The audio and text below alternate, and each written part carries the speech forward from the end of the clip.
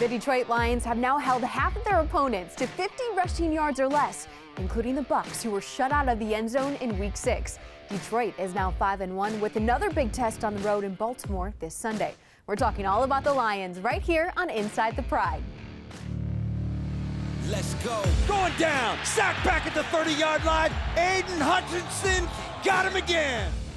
Goes deep downfield. Got a man wide open. Inside the 5. Caught. End zone. Touchdown, Detroit Lions. How about that? And by the way, this is just the beginning. This is just the beginning. All roads go through Detroit. Welcome to Inside the Pride on the Lions TV network. I'm your host, Dannie Rogers.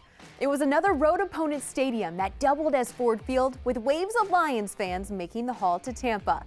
Those in attendance witnessed a career day from wide receiver Amon-Ra St. Brown and the Detroit defense that went unfazed for all 4 quarters. Let's relive Week 6 with the sights and sounds from the game. Lions getting set to go for their 4th consecutive victory, looking to run to 5-1 on the season as they'll take on Tampa Bay. And away we go from Tampa. Mayfield standing on the 3-yard line as he takes the snap, pumps once, now throws knocked up in the air, intercepted by the Lions, picked off at the 12-yard line. That is Will Harris with the interception. Fox the hold, kick away, it is up and it is good. So Patterson sends it through. The Lions with a takeaway. They turn it into 3 points, and they lead this one. Goff works out of the gun on 3rd and 13. Goff's got it. Back, looking, throws, middle, complete. Amon-Ra at the 20. Cutting across, looking for a block. Gets one inside the 15. A big block to the 10, to the 5, to the end zone. Touchdown, Detroit Lions. Oh, baby. You want to talk about teamwork. Amon-Ra with a catch. Craig Reynolds with a big block to help spring up. And the Lions find the end zone. Man, damn, what a block. Teamwork, teamwork, teamwork. 30 minutes of football left. They're going to have to fight to get out of here with a win in this battle of 2 first-place teams. Goff out of the gun. There's the shotgun snap. Goff back, looking, throwing deep downfield. Watch Jamison inside the 10. Jamison makes the catch. Touchdown, Detroit Lions. That's what I'm talking about. That's what I'm talking about, number 9. There's the snap, spot, kick away. It is up and it is good. So it is now the Lions 20 and Tampa Bay 6. Back to pass on 3rd and 3, stepping up, being chased. Gonna get hit, gonna go down, take it down back at the 24-yard line. So this could be it right here. 4th and 10. There's the snap. Mayfield back, looks, throws, middle, incomplete, intended for his tight end Cade. Tampa Bay comes up empty, and the Lions are going to come up with a 3rd consecutive road victory to start this season. All right, I got a couple of game balls here now. All right, defense, don't get pissed at me because it's none of you guys, because all of you play so damn good. I mean, our defense is fucking outstanding, gentlemen. It has been for a long time. Yeah, it's outstanding. You hold somebody to 6 points in this league, holy crap, guys. That's what I'm talking about. All right, where's my other one at? All right, this one. Dude, 2 critical. He did it last week. 2 critical punts, man. Then we pinned it down to defense.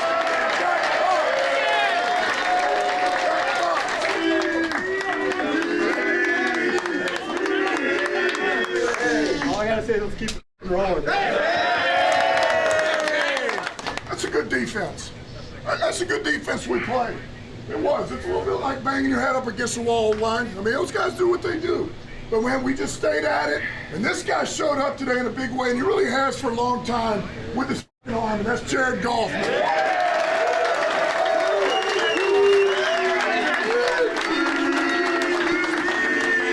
Love you boys. Love you boys. Proud to be a part of this team. That defense. You can keep doing your thing, boys. Oh, yeah! Love you boys. Love you boys. That's just 5. That's just 5. We're doing this. Keep on going. Yes, sir.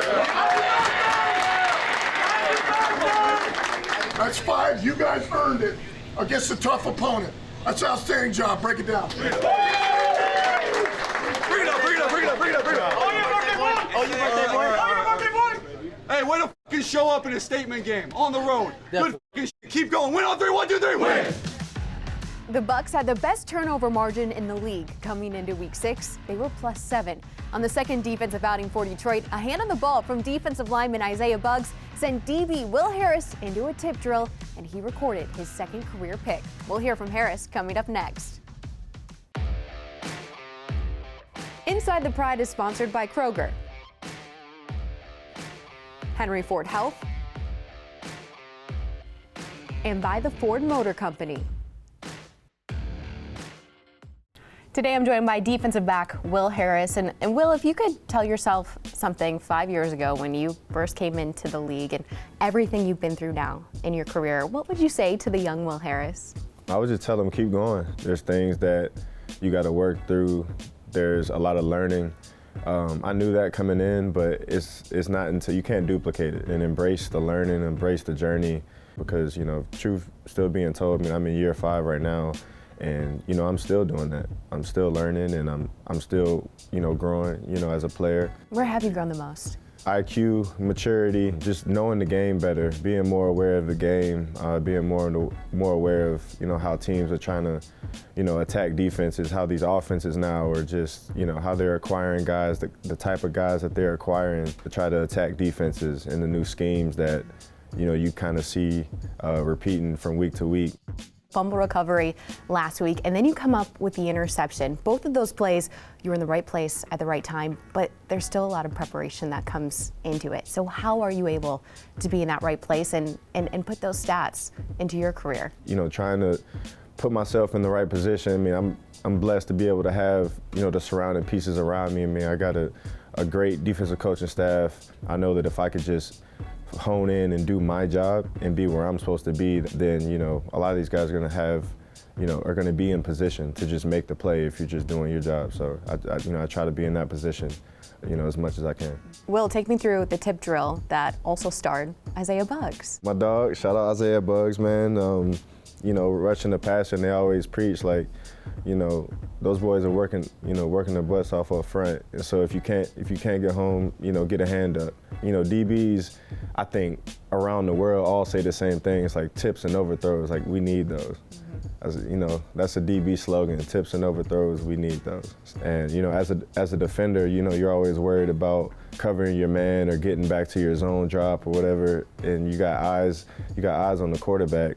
But once you see it, you know, tipped up in the air, what a lot of people don't understand is that it's, you know, off a tip pass, the quarterback's, you know, beaming it. It got hit up in the air and it was spiraling. So the only thing that was going through my mind was that, like, we need to come down with it. So shout out to Buggs, man, for making it come alive. That's my dog.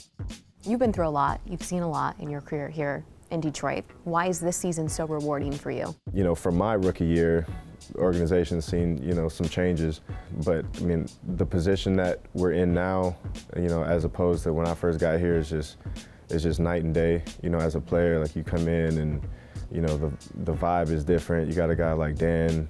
I mean, he is that guy that you see. Like, there is no on and off with him. Like, the guy you see, you know, in the interviews or on the podium, that's the same guy that we talk to and communicate with every day. That's the same guy in our meetings every day. So, you know, you got a guy like that, man, and you run through a brick wall 100 times for a guy like that. You know, AG, you know, the whole defensive coaching staff, like, all the coaches here have that.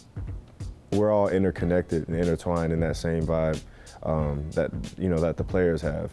You heard some Detroit Lions fans saying they're going directly from Tampa to Baltimore, so we have to turn to Baltimore now. What is the number one emphasis when you're going up against that team that Detroit has some familiarity with? All right, Lamar Jackson. That's pretty much all that needs to be said is Lamar Jackson. I mean, obviously they got a ton of pieces, you know, skill positions around them that they went and acquired over the offseason, but they've always, you know, had a really good defense. They've always had a really good, you know, special teams. You know, all three phases, you know, they've always been a really good team. And so, you know, obviously Lamar's, you know, the guy. It's crazy because every team who plays him knows that, you know, we're going to game plan. We're going to try to make it come to life. You know, this week we're gonna, you know, stick to our code. You know, do what we do, prepare the right way. This coaching staff, they'll have us in, you know, in a really good position. We just got to make it come alive as players. Welcome back to Inside the Pride. I'm now joined by head coach Dan Campbell. Last week, Coach, you said you were going to have your team mentally and physically ready. At what point during the week can you sense that your team is prepared and their mindset is all checked in for the next opponent? I think you can feel it early in the week. I think it's on us as a staff to set the tone for that, and it's up for the captains lead that way as well. And I think you just get a feel and a vibe of where it's going to, and it doesn't always mean you're going to win, but it does mean, man, you're going to be in for a real good competitive output that your guys are going to put on. So they did a great job. They were ready, and they answered the bell. Baltimore Ravens are on the clock. Quarterback Lamar Jackson has led that team to 4-2. Just 3 weeks ago, he rushed for over 100 yards. He can extend plays. What is your defense's #1 priority with Jackson? He's very difficult, and I would tell you this. Look, he can still run. He's still dangerous. It's a little different than what Greg Roman was doing with him out there as the OC. They still run him, but it's not the same running game, and it's not so reliant on his legs. They are actually asking him to pass a little bit more. Here's some play pass. He's doing a really good job playing his keys, but honestly, this is the danger, is I think we still have to find a way to force him to throw it, and he can throw it, but I would rather face that than his legs, because when he gets out in the open and he's able to run, it's not there. This is where he's dangerous. He's always been this way. He's a dynamic rusher, but he has gotten very, very good at throwing the ball this year. He's an efficient passer. One of the players he'll be throwing the ball to is tight end Mark Andrews. Over half of his receptions are for first downs. What kind of target is he downfield?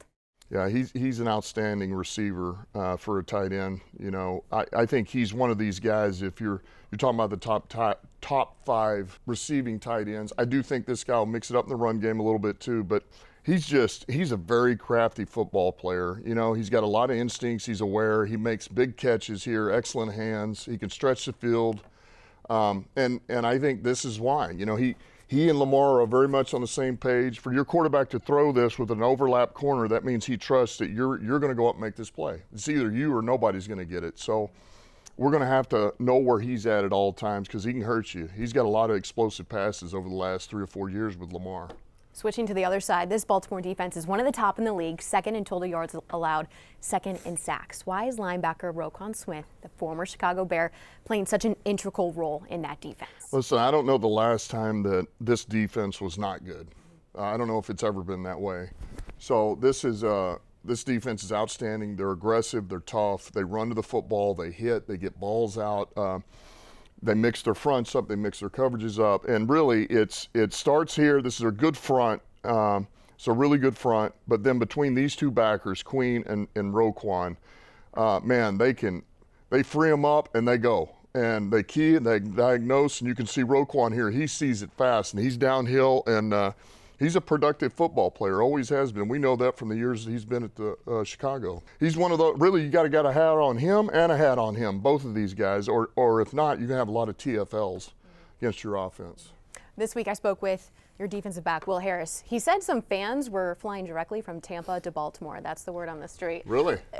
That is what they said. What kind of momentum do fans give your team when they're in the opposing team stands? Listen, I can tell you this, it does give us a jolt. It's a great feeling, and it gives us a boost, especially when we're able to kind of take control of a game. And those guys, we feel like it works to our favor, but that's good news. That means our fans are finding a way. They got some friends up in Baltimore. Thanks, Coach. Okay, thank you. A defensive leader that Detroit missed last season was veteran safety Tracy Walker. Walker suffered a torn Achilles Week 3 against the Vikings in 2022. When he healed and returned, his starting job was filled by newcomer C.J. Gardner-Johnson. Walker, now back in the starting lineup, has embraced the adversity and his journey back to football. Lions, Vikings, where else would you rather be right now? Week 3 of the National Football League, we're ready to roll. I feel like I did everything right. I stretched. I didn't have any problems for my Achilles. It's been a great week for Tracy. He and his wife having another baby boy, Tracy Walker the 5th, Cinco. It was a great moment in that time, and the second drive of the game, and all of a sudden, tragedy hit. 2nd and 1. Cousins again up under center. Cook bounces right, then back left. Short game, but he got the first down to the 30. And there is a Lion down on the field. That is Tracy Walker. When it first happened, I was just praying, like maybe I just tweaked it, maybe I did something. But when I heard that pop and I was describing to the doctors what happened, they was like, yeah, you tore your Achilles. And I was just like, no way, it can't be. I was in a depressed state for about a good week and a half, 2 weeks. I just didn't understand why me. It was extremely hard because it was my first injury. I've had nicks and bruises, but I've never had a major injury like that. So for me, it was hard trying to accept that I was done for the year. Initially, it's rough. You can't do anything. You don't have no strength in it. It's really just allowing the muscle to just reattach itself and to heal. So it's tough. What's up, JG? Slight work, getting right for you, bro. Come back to you.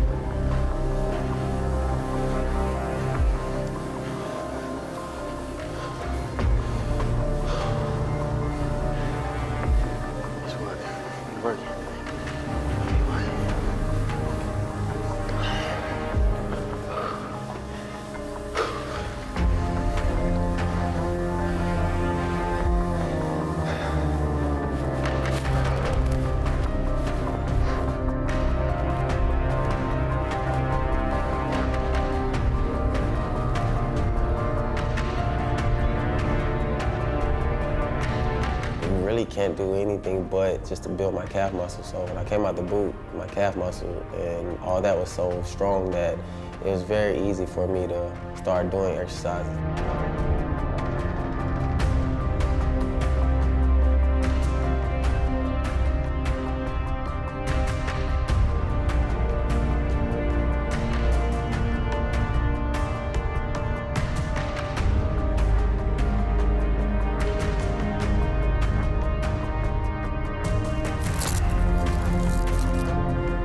Great work. Ooh. Ooh. That's how we work. Let's go. It's all good. Good. Eat. 15 seconds, go. Sheesh. Another day in the office. Checked out.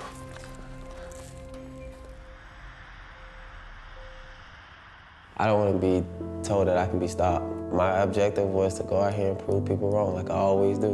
And I don't want to be the same that I was before I left. I'm going to be better. I feel like the hardest part for me, really and truthfully, was just trying to do everything that I do as a dad, as a husband, on one leg. They never seen Daddy down, and they saw me very vulnerable. They definitely saw me, I'm getting emotional now because yeah, they see me at a very vulnerable state, and it was tough. It was tough. I could still be hurt right now.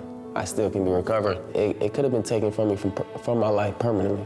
It was a blessing. It definitely showed me how strong my God is, how strong-minded and will-minded that I was, and just to be able to come back and be able to perform. I'm just getting started. Wishing for something special? Maybe it's VIP seats, the meal of a lifetime, or an unforgettable journey. Whatever it is, Community Financial Credit Union can make it a reality. Share your impossible dream at impossibledreams.org by scanning the QR code at the bottom of the screen. Welcome to Inside the Pride. This is Rogers Retweets, so let's get into it. I know Kansas City has Taylor Swift and the Swifties, but Detroit has the OG, the GOAT, Marshall Mathers. Eminem has been showing up to home games. He's tweeting at the Lions after big wins. All I'm gonna say is NFL, maybe Eminem should be put on the Super Bowl halftime, okay? I'll leave it at that. Shout out to CJ Gardner-Johnson. He's currently working on getting back to the football field after a pectoral muscle injury, but he said this after the big Bucs win. It may be impressive and shocking, but peep this, I ain't come to 313 for none. This impressive play is not shocking, CJ Gardner-Johnson. And this is one of my favorite tweets this week. This fan says, time to get serious about the current situation. Not only are the Detroit Lions tied for the best record in the league, but they've also won 13 of their last 16 games. So maybe it's time to start saving for the future. Hashtag Vegas bound. Thanks so much for tuning into this week of Inside the Pride. You can watch the Detroit Lions go on the road and take on the Baltimore Ravens this Sunday on Fox. It's a 1 p.m. kick. We'll see you next week.